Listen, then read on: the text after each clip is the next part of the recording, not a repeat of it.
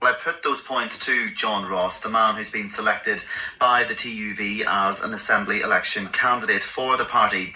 He said he had quoted soldiers there on Bloody Sunday in the context that no military personnel had lost their lives. The death of 13 people, in fact the death of every person who lost their lives in Northern Ireland, is tragic.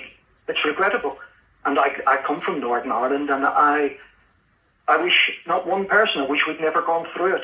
So the comments I made were in respect of the soldiers, and no soldiers lost their lives.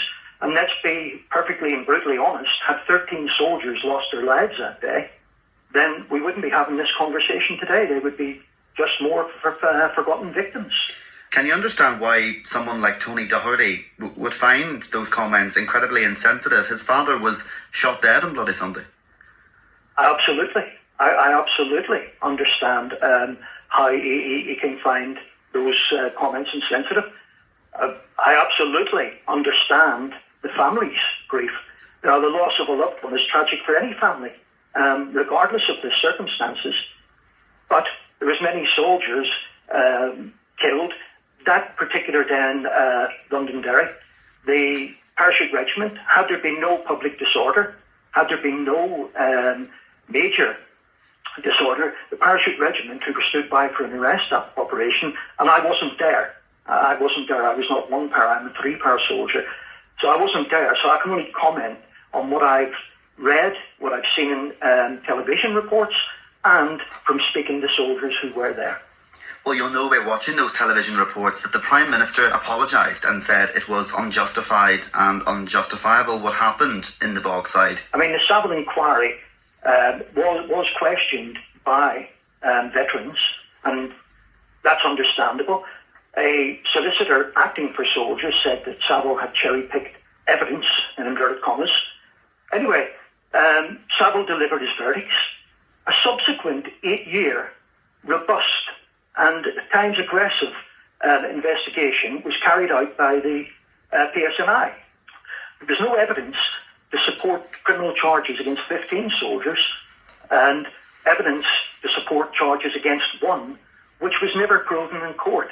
I served in Northern Ireland. I served in the 70s, 80s and 90s, and the reporting that comes across, and I can understand it from people at the parachute regiment, was nothing but a band of bloodthirsty individuals. Nothing could be further from the truth. We were disciplined. People were killed on the streets of Londonderry, and I'm on record many times, that innocent people were killed at the hands of security forces in Northern Ireland, be it police and be it army. I'm on record, and I have no qualms whatsoever in saying that. But having said that, the responsibility for people being killed rests at the feet of those who chose to bring weapons of war onto the streets and into the countryside of Northern Ireland. Do you accept that everyone that was killed was innocent? Well, again, when you read the facts, there was nail bombs, I believe, found on one person, I believe. Now, an innocent person wouldn't have nail bombs on them. The evidence, if we look at the Savile inquiry... Unjustified and unjustifiable is what the Prime Minister said. Innocent people on the ground were killed.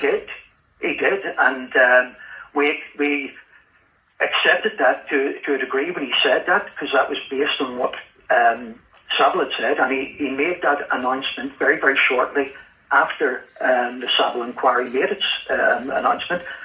But, as I said, then a subsequent 8-year police investigation failed to find the evidence to support that.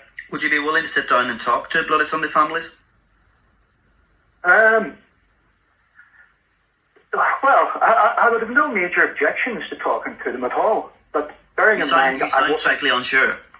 No, I wasn't there, so I don't know what I could tell apart from the general soldier experience and my experience that we didn't go out to inflict harm on people willingly. And I would gladly sit with anybody and discuss that. John Ross speaking to me there. The time now.